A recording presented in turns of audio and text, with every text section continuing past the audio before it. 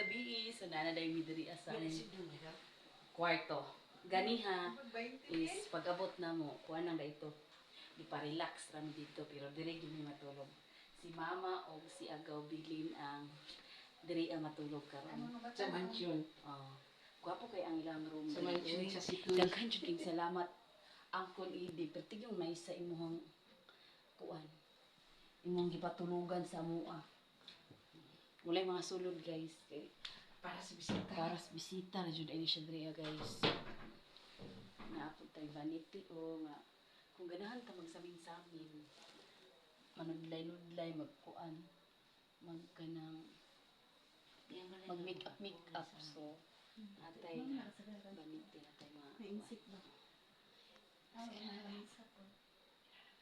ready na daw na sila mga tulog na mo. Tulog Unsang na. orasa na karon? Alas 10 na pito. Alas 10. Sabi na alas 11. Hapit na alas 11, wala pa mi katulog. Ready na sila mga tulog. Asa ano ni mo anigaw? Good night sa inyong duha. Good night! Good night.